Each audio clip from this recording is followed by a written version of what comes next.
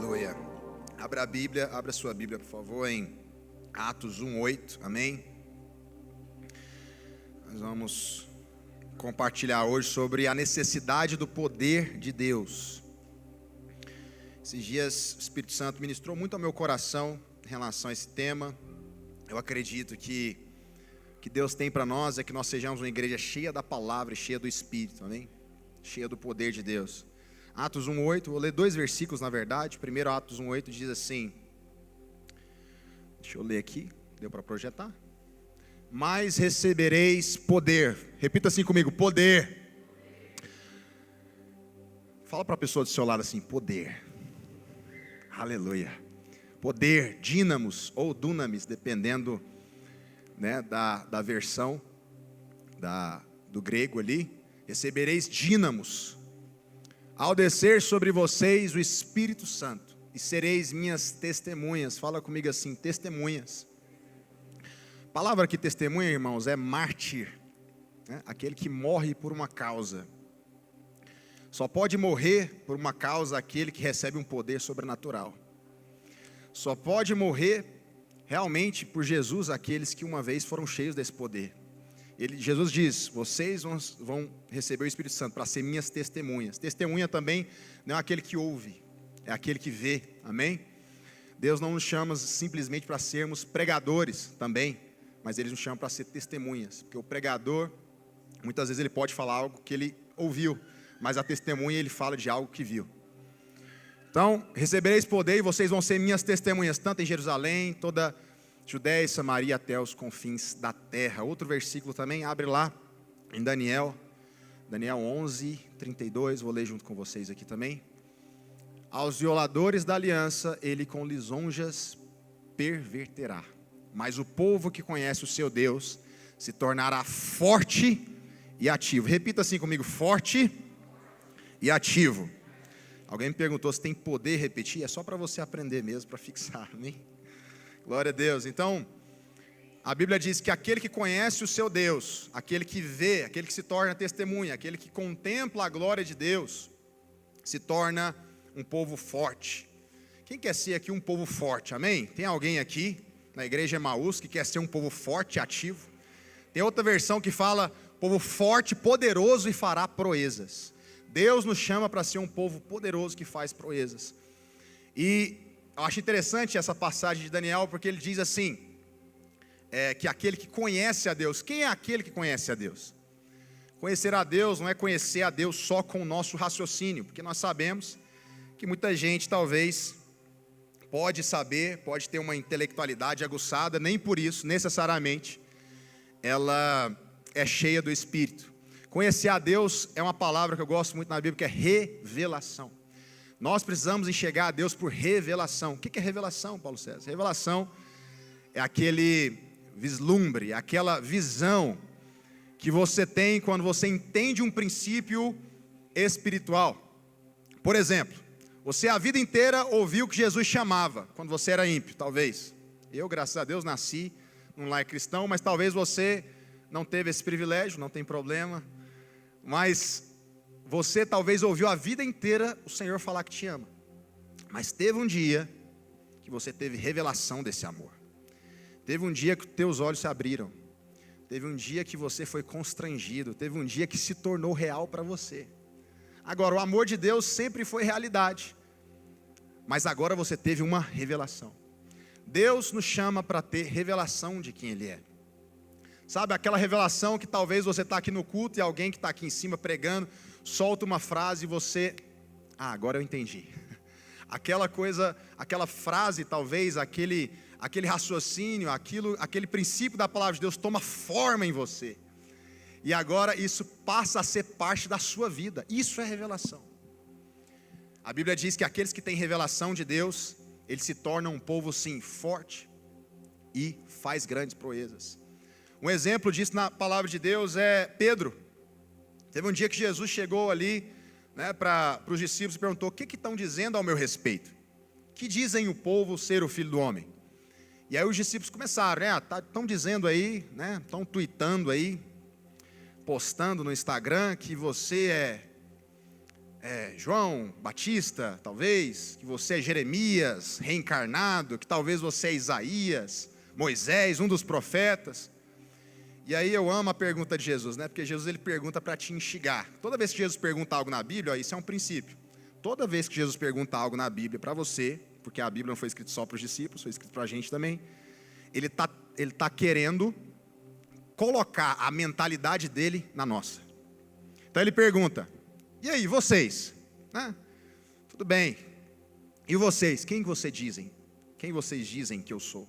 E aí Pedro se levanta e faz aquela declaração poderosa: eu sei quem tu és. Tu és o Cristo, o Filho do Deus vivo, aquele que havia de vir ao mundo, o Messias prometido. E aí Jesus vira para Pedro ali e fala: muito bem, Pedro. Tudo bem que daqui a pouco ele vai repreender ele, chamar ele de Satanás.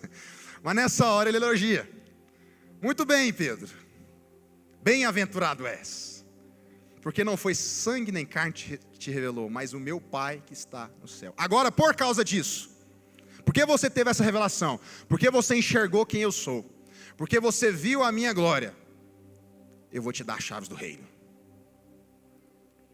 Deus só dá chaves para o reino para aqueles que têm revelação de quem Ele é. Deus só dá arma pesada para quem tem uma grande revelação. Deus só dá poder para aquele que reconhece. Não é isso que Ele diz? Quem crê em mim, como diz as Escrituras, o que vai acontecer? Do seu interior fluirão rios de águas vivas. Então a revelação do Senhor produz o quê? Produz grandes proezas. Aí o versículo que a gente leu: aquele que conhece o seu Deus, ele faz proezas. Se você quer fazer grandes coisas em Deus, se você talvez quer poder para derrotar o pecado, se você quer ter poder para fluir no sobrenatural, se você quer ter poder, você precisa conhecer o seu Deus. E é sobre isso que eu quero falar hoje. Sabe, é importante nós entendermos que essa revelação também ela não vem subitamente, porque Oséias 6:3 fala que nós conheçais e prossigais em conhecer o Senhor. Nós vamos conhecer e vamos prosseguir em conhecer. É importante que nós buscamos o conhecimento do Senhor. Nós vemos várias vezes na Bíblia quando alguém tem uma revelação de Deus, né? E nós vemos, por exemplo, 1 João, abre aí para mim, na verdade, 1 João 3, versículo 6, a Bíblia diz assim: todo aquele que permanece nele não vive pecando. Todo aquele que vive pecando não viu nem o conheceu. Quem conhece a Deus tem poder para andar em santidade. Quem conhece a Deus, ele tem sua vida transformada. Quem conhece a Deus, uma vez que você tem mais e mais revelação, não tem como você andar do mesmo jeito. Não tem como você ser mais a mesma pessoa. Algo está sendo formado em você. E quando nós encontramos o Senhor, acontecem duas coisas. Duas coisas acontecem. Primeiro, você vê quem você é. Segundo, você vê quem você é nele. Como assim? Sabe, se nós formos para a Bíblia, toda vez que alguém vê a Deus, acontecem as duas coisas. A gente vê, por exemplo, a história de Gideão.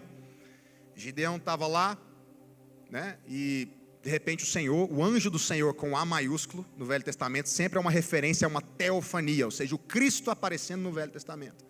A Bíblia diz que o anjo do Senhor apareceu para Gideão. Gideão ficou morrendo de medo. Meu Deus. Em outras palavras, eu estou lascado, né? Eu vou morrer. Porque os meus olhos viram o Senhor. O que Deus fala para Gideão? O que o anjo do Senhor diz? Não temas. Seja forte e valente. Eu estou contigo. E aí você vai também para Isaías. Lá na palavra de Deus, em Isaías capítulo 6, a Bíblia diz que Isaías vê o trono do Senhor. O Senhor sentado no mais alto e sublime trono. O que acontece com Isaías? Ele fala: ai de mim, porque eu sou um homem de lábios impuros, habito no meio de um povo de impuros lábios, e os meus olhos viram a face do Eterno, o Altíssimo. Em outras palavras, eu vou morrer. Você vê também na vida de Pedro, só que dessa vez é Jesus, Deus encarnado. Eles pescaram a noite inteira, você já deve conhecer a história. E aí Jesus fala: joga do outro lado a rede. Eles jogam. Pedro entende com quem que ele está falando. Então Pedro se ajoelha e fala: Senhor, afasta de mim, porque eu sou pecador. Toda vez que você ver um pouco de Deus, você vai ver o tanto que você não presta. Posso falar, como diz o pastor Vinícius, com muito amor e carinho? Toda vez que você contempla a glória de Deus, você vê o tanto que você é limitado. O tanto que você não pode por você mesmo. Se alguém ainda está cheio de si, cheio de soberba, de arrogância, está faltando ele contemplar mais. Irmão, porque quando você contempla a glória de Deus, não tem como, não tem lugar para soberba. Sabe, aí cai por terra todos os outros pecados, inveja, sabe, comparação, a autocomiseração também, né? Ficar lambendo ferida, cai por terra tudo isso. Porque uma vez que você vê a glória de Deus, não tem como você ficar mais a mesma pessoa. Não tem como você ser mais do mesmo jeito. E esse é o lugar que Deus deseja que nós chegamos. É sobre isso que eu quero falar. Paulo César, você falou que ia falar do poder de Deus. Vou chegar lá. Porque só é possível receber poder uma vez que a gente reconhece a nossa incapacidade. Mas para que Deus, talvez, quer que nós reconheçamos a nossa limitação, incapacidade? Para nos humilhar? Para jogar o dedo na sua cara e falar: você não presta, miserável, é isso mesmo? Não. Na verdade, é só porque esse lugar é o lugar correto para Deus começar a fazer uma obra através de nós. Se nós não chegamos no fim de nós mesmos, a gente vai ser muito limitado na obra de Deus. Se nós não chegamos no fim de nós mesmos, talvez vamos ser até usados em algumas áreas, mas não plenamente como o Senhor quer. A vontade de Deus é que nós cheguemos sim nesse estágio de reconhecer que não somos nada sem Ele, para que agora nós reconheçamos o poder dEle em nós. Amém? E aí Deus não deseja também que você pare nessa primeira etapa.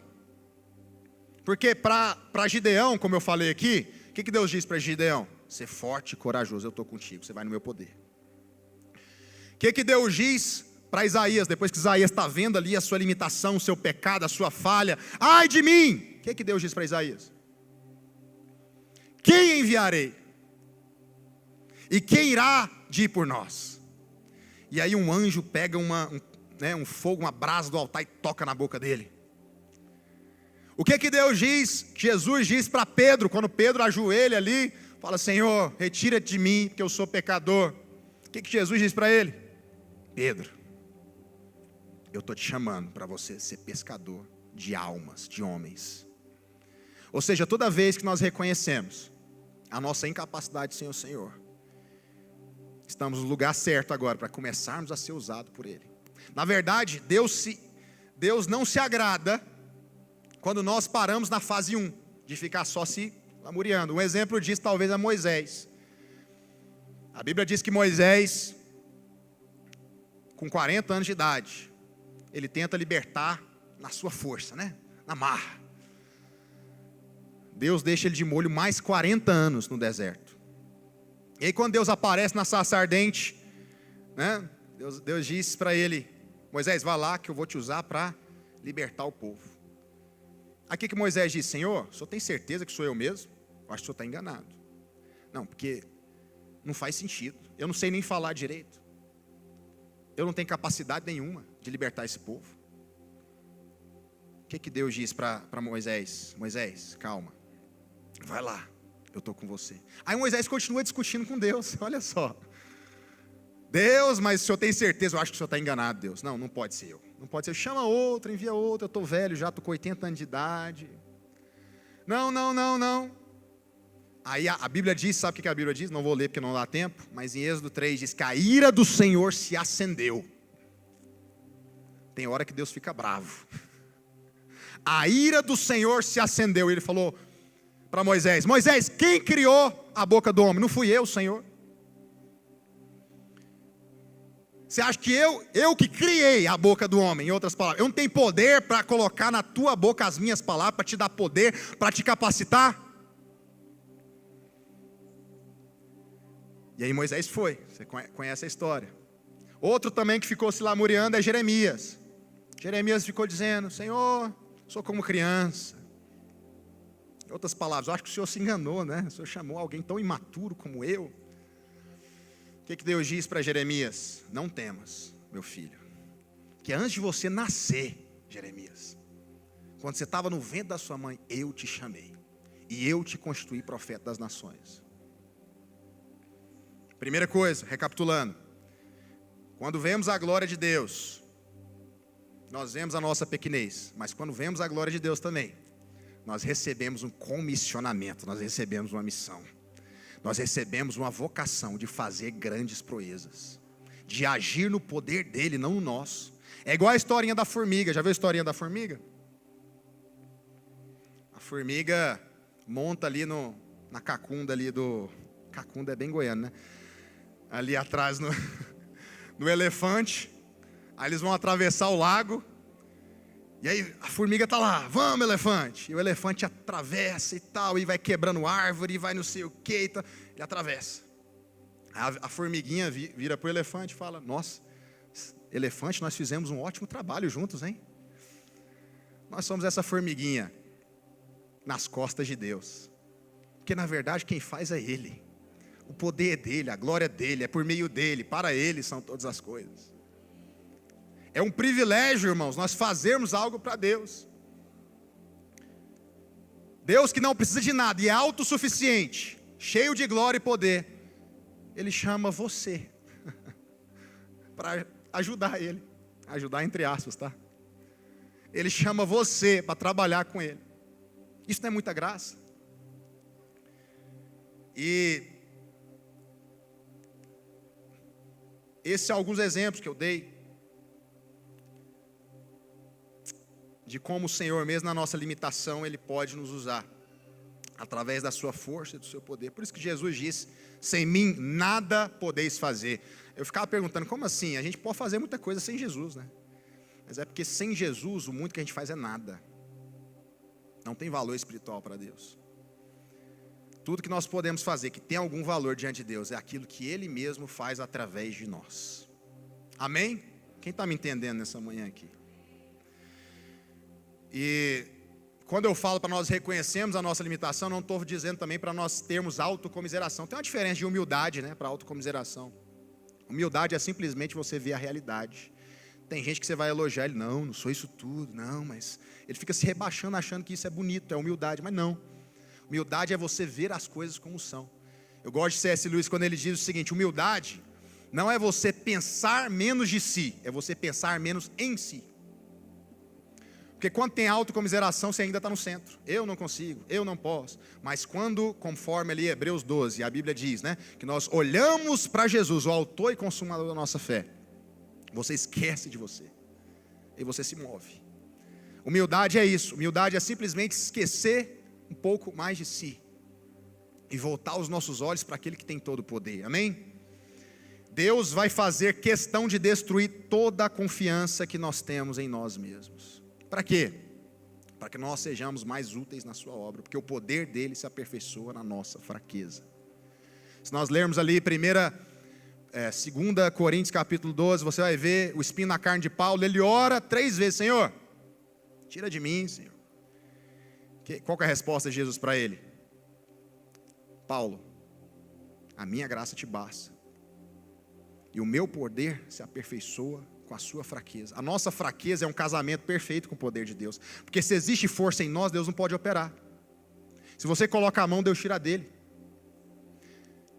Se você tenta na sua força, por isso que a Bíblia diz também em Jeremias capítulo 7, versículo 5: maldito é o homem que confia no homem e faz do braço a sua força.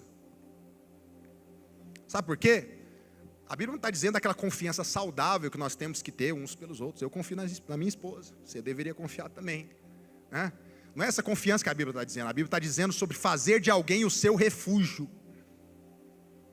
Nada pode ser o nosso refúgio, senão o Senhor. E Deus vai fazer questão de quebrar qualquer coisa que seja um ídolo no nosso coração, para que a nossa confiança esteja no poder de Deus.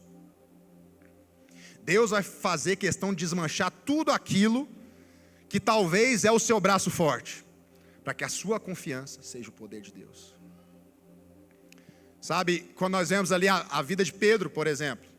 Pedro era cheio de ímpeto, né? Senhor, nós vamos lá. Vamos morrer na cruz junto. Bora, é nós, estamos junto. Aí, Jesus fala, Pedro,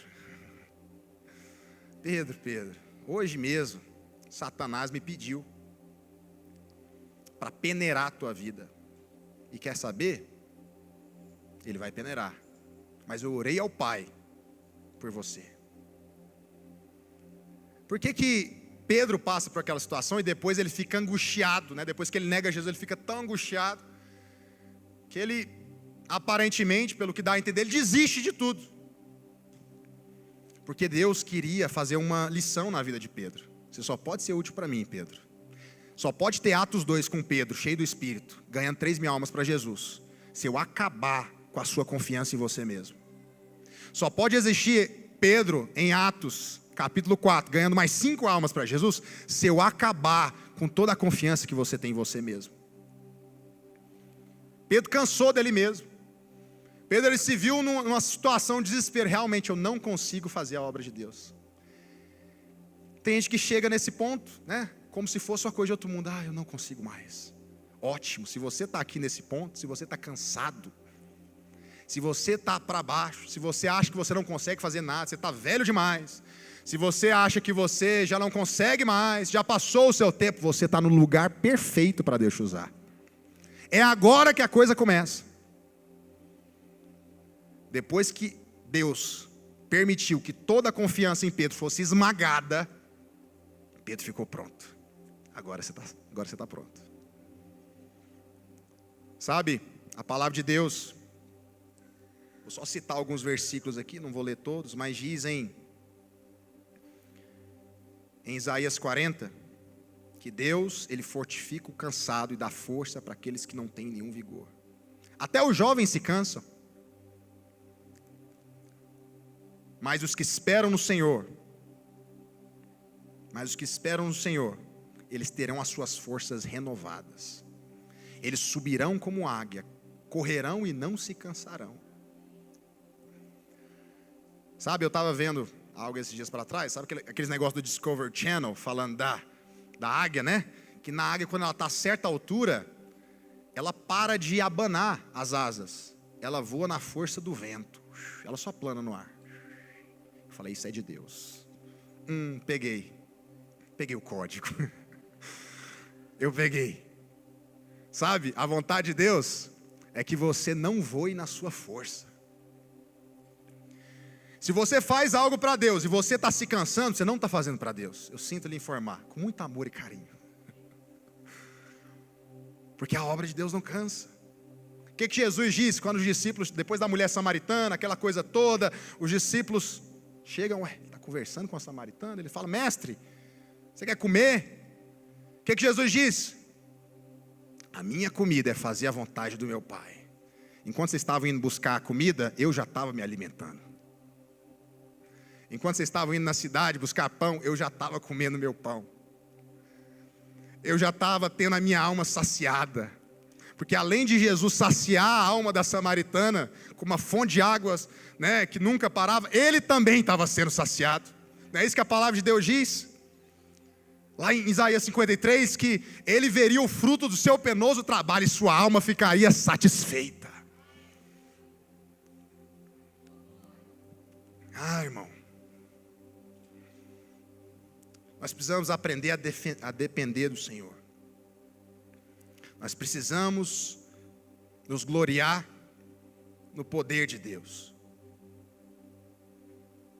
Sabe, existe uma dinâmica entre o poder de Deus, porque,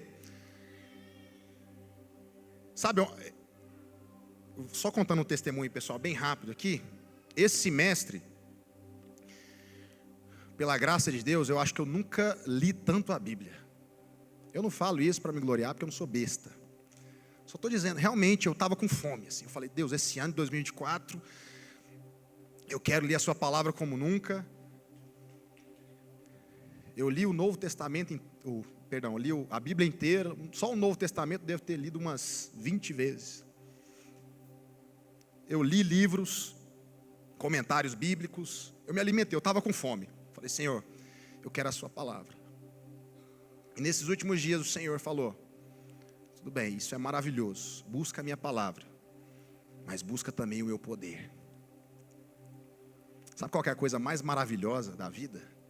É você ver um homem cheio da palavra, cheio do poder de Deus. Porque só a palavra, por mais que a palavra de Deus é autoridade, mas só a palavra ela não transforma. Que heresia é essa, Paulo César? Misericórdia. Sim, porque o Espírito Santo tem que abrir os olhos para você enxergar a palavra.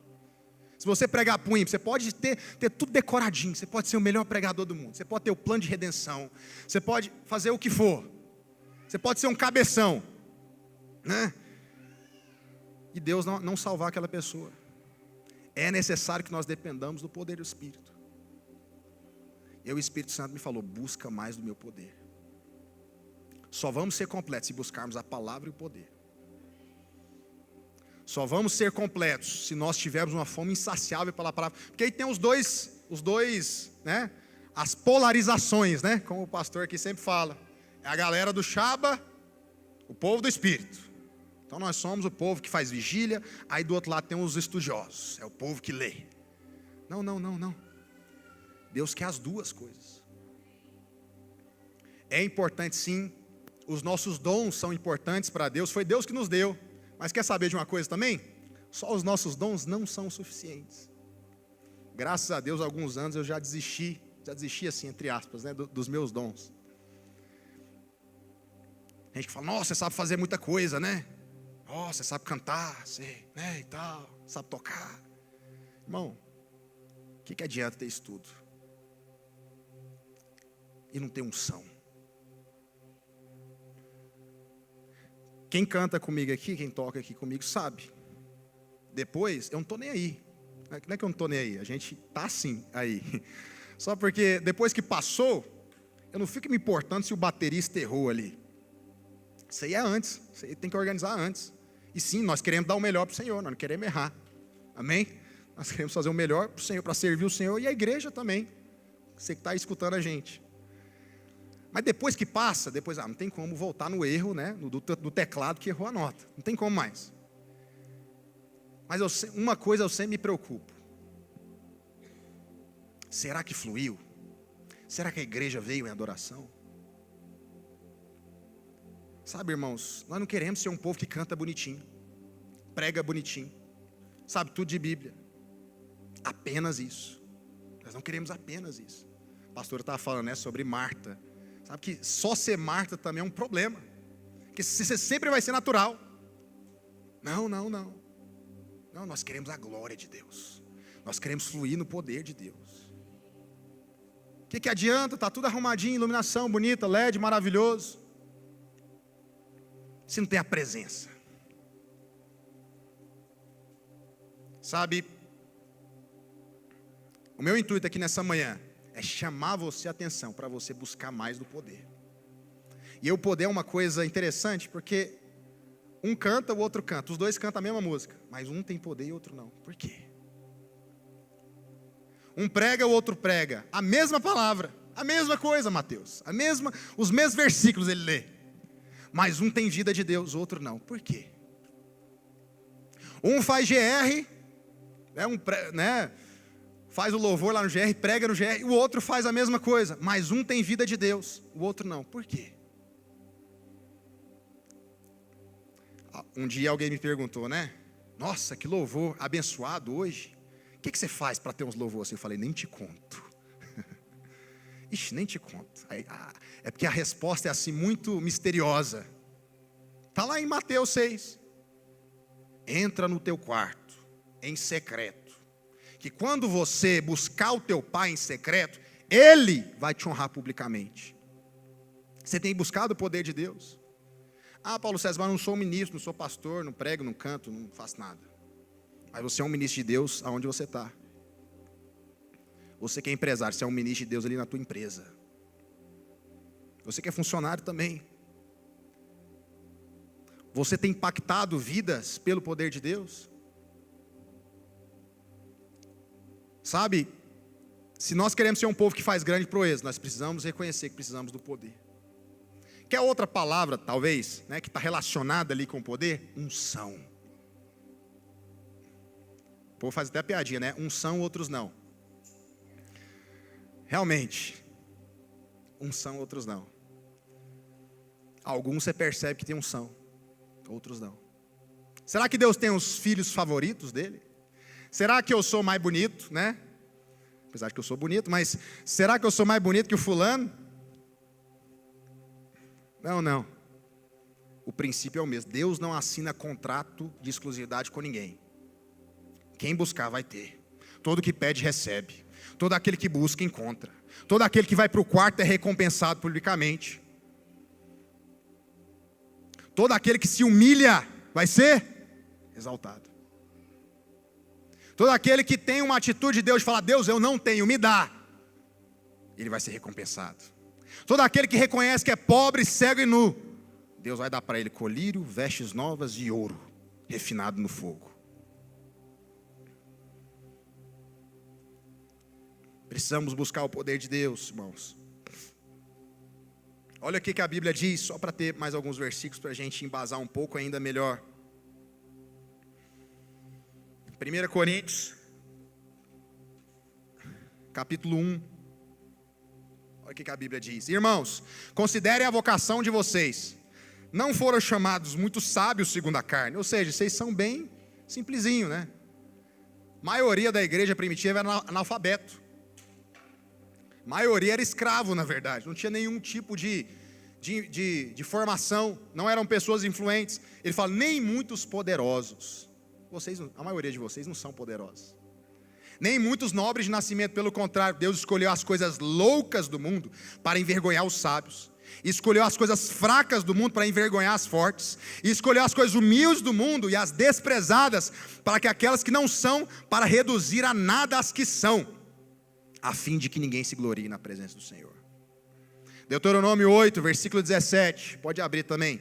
Deuteronômio 8, 17. Acompanha comigo aqui. Deus falando para a nação de Israel, portanto, não pensem, a minha força e o poder do meu braço me conseguiram essas riquezas. Pelo contrário, lembrem-se do Senhor, seu Deus, porque é Ele que lhes dá força para conseguir riquezas, para confirmar a sua aliança, que sob juramento prometeu aos pais de vocês, como hoje se vê. Você fala assim, Paulo César, então o que eu faço com os meus diplomas, com as minhas habilidades? Você vai usar elas, só que tem que passar pela cruz antes. Tem que passar pelo filtro da cruz. Paulo era um homem muito inteligente. Em 1940 teve uma lista dos 100 homens mais relevantes e inteligentes da história. Sabe quem estava lá no meio? Apóstolo Paulo. Junto com Einstein, Isaac Newton, Leonardo da Vinci. Paulo estava lá. É verdade que Deus ele não precisa dos nossos dons, mas também não ganha nada com a nossa ignorância. Então estude, amém? Busque crescer no conhecimento, mas deixa eu te falar. Tudo isso que nós temos precisa ser passado na cruz, antes de ser útil para Deus.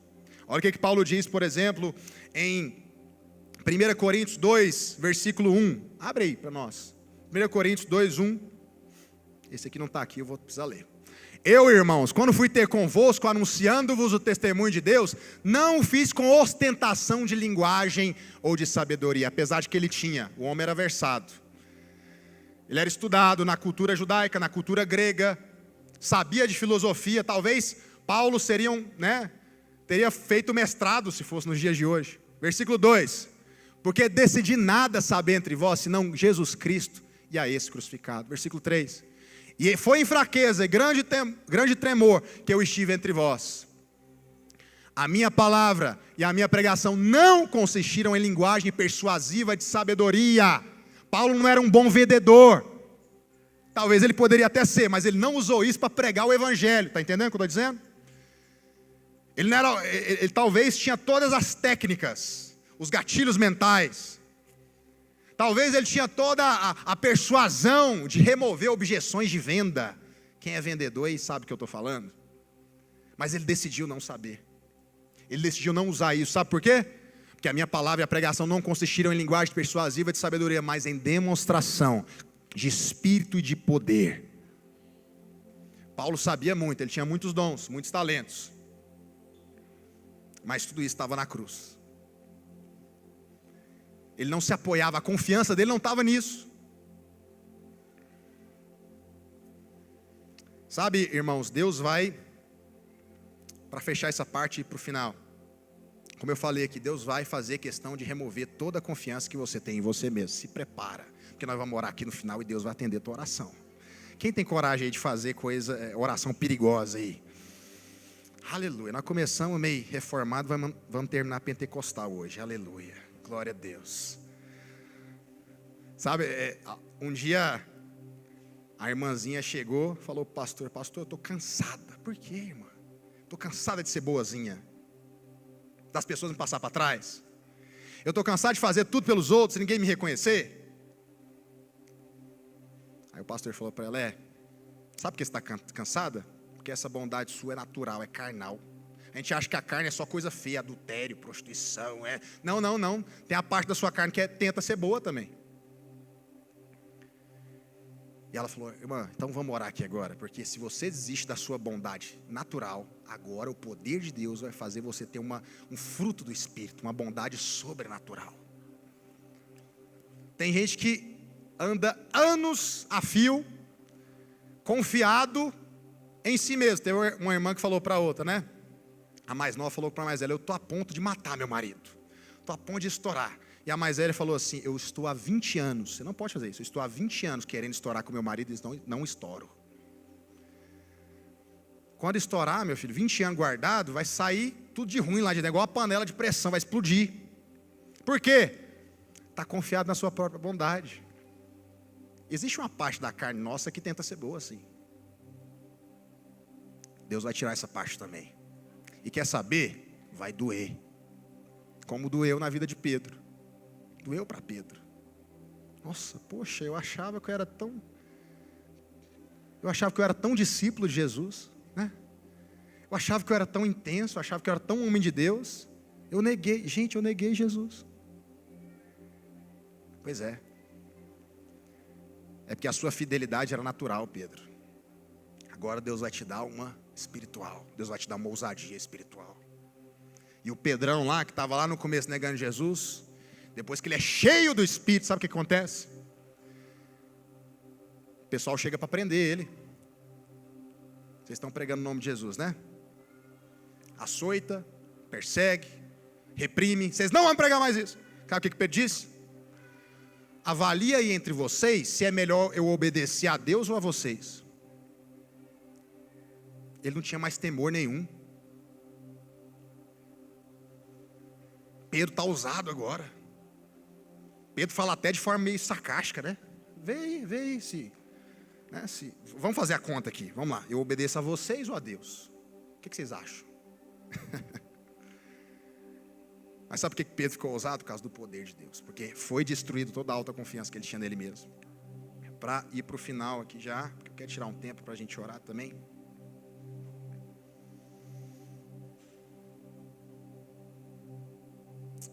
Ainda o último exemplo que eu quero dar sobre isso, né? Os apóstolos de Cristo Jesus, eles andaram 3 anos com Jesus. Eles não fizeram um seminário teológico, eles não estudaram uma sala de aula. Não, eles não foram para a Greenhouse, como tem um pessoal lá, né? Glória a Deus. Não. Eles aprenderam com o verbo da vida. Eles foram ministrados pelo próprio Deus. Não era eu, não era o Paulo César, não era o pastor Vinícius, não era a Érica. Jesus, o Filho de Deus encarnado, estava ensinando, contando parábolas, mostrando como eles deveriam viver o reino, fazendo milagres. João fala que se ele pudesse escrever no livro, né, Tudo que Jesus fez não caberiam nos livros do mundo inteiro. Eles viram a glória do unigênito do Pai. Ah, como eu queria estar no lugar deles. Quem queria aqui também? Cheio de graça e de verdade. Um dia nós vamos ver Ele glorificado. Mas eles tiveram esse privilégio. Só eles tiveram. Jesus virou um dia para eles e falou: olha, bem-aventurados são vocês, porque muitos quiseram ver o que vocês estão vendo e não viram. E quiseram ouvir o que vocês estão ouvindo e não ouviram. Ah, como deve ter sido maravilhoso andar com Jesus. 3 anos e meio. Eles puderam, talvez, dormir do lado do Senhor. Sabe? Quem estava ali do lado deles era o próprio Deus. Adonai, Iavé, o YHWH, eu sou o que sou. O impronunciável, né? Porque, não sei se vocês sabem, toda vez que alguém, era errado, né? Pronunciar o nome Iavé. Tanto é que a gente nem sabe se é Iavé mesmo a pronúncia certa, porque se perdeu ao longo dos anos. A gente só tem as consoantes WH, YH, WH. Aí uns falam Iavé, outros falam Jeová, outros falam Javé. São tentativas de falar o nome de Deus no Velho Testamento, que é quando aparece o Senhor com letra maiúscula na sua Bíblia. Não sei se você já viu no Velho Testamento. YHWH. Eles viram a glória do YHWH encarnado, o impronunciável, o maravilhoso conselheiro, Deus forte para a eternidade, príncipe da paz, aquele que foi profetizado lá no Éden, que Deus falou da semente da mulher, vai nascer um que vai esmagar a cabeça da serpente, aquele o descendente de Abraão, porque né, em Gálatas capítulo 3, Paulo fala que foi prometida a Abraão a descendência, não descendentes, mas a descendência, se referindo a Cristo. A descendência de Abraão é Cristo. Por isso que nós que estamos em Cristo somos descendentes de Abraão. Aquele que foi profetizado através de Moisés, em Deuteronômio capítulo 15, Moisés dizendo: vai vir um profeta semelhante a mim, e quem dele não obedecer vai ser exterminado diante do povo. Ele que foi profetizado através de Isaías, Jeremias, Oséias e os outros profetas. Esse estava ali, tete a tete. Aqui igual eu estou olhando para você agora. O filho de Davi. O Deus Todo-Poderoso, Criador do universo. Todas as coisas foram feitas por intermédio dele. Sem ele nada do que foi feito se fez. Ele que sustenta o universo com a palma da sua mão, com a palavra do seu poder. Eles estavam ali andando com Jesus. Talvez eles não tinham nem dimensão, né? Talvez os discípulos às vezes, acho que eles nem entendiam muita coisa. Jesus falava que ia morrer e ressuscitar, eles não entendiam direito. E aí, por que eu estou falando isso tudo, né? Estou dando essa volta inteira. Esse que estava ali, encarnado, o Deus encarnado, ele virou para os discípulos e falou: olha, muito bom andar com vocês. Eu vou para o Pai.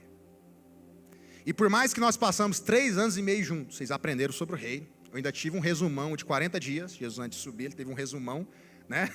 Um intensivão de 40 dias, lembrando tudo que ele já tinha falado. Ainda falta uma coisa. Vocês estão cheios da palavra. Vocês viram as profecias se cumprindo através de mim. Vocês viram o que foi feito. Vocês viram os sinais, os milagres, os prodígios, Lázaro ressuscitando. Vocês viram cegos vendo, coxos andando, surdos ouvindo. Mas ainda falta uma coisa. Falta poder. Falta poder. E eu volto lá para o meu começo. Sabe? Precisamos ter o conhecimento, mas precisamos ter o Espírito também. Nós precisamos do poder de Deus. Só o poder de Deus pode te levar a uma vida de obediência à palavra. Você quer obedecer à palavra? Não basta a tua força. Não basta a tua força, você precisa de algo a mais. E a finalização de Jesus é essa. E eu volto para o versículo que eu comecei lendo. Atos 1:8. Mas recebereis poder. Aliás, vamos ler alguns versículos antes. Versículo 6 diz assim, ó: Os discípulos estavam curiosos.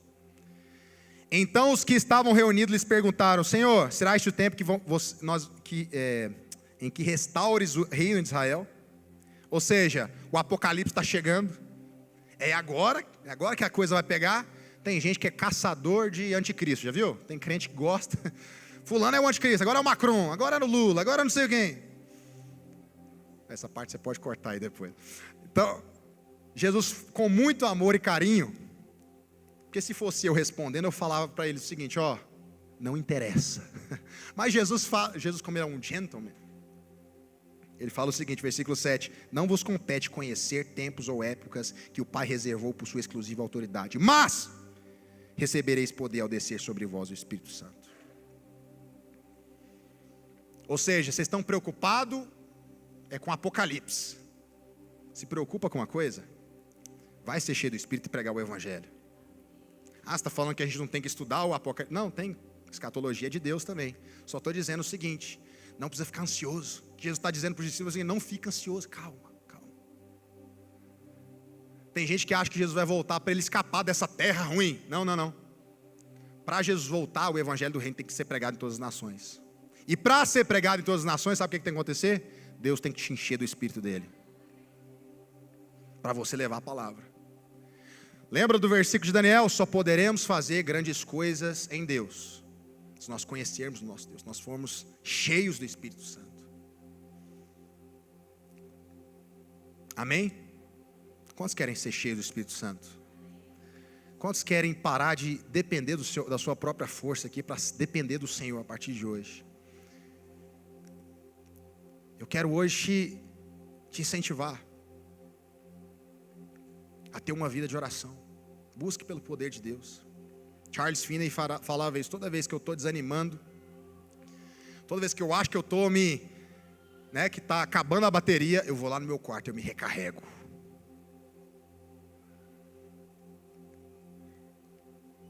É impossível ter uma vida, cheia do poder de Deus, sem oração. E eu falo isso sem pedir acusação. Como está a sua vida de oração? Você tem buscado por poder? Você tem buscado por poder para talvez vencer aquelas áreas da sua vida que você está batendo cabeça já tem 5, 10, 20 anos? Deus ama quando você esquece a sua força e busca a força nele.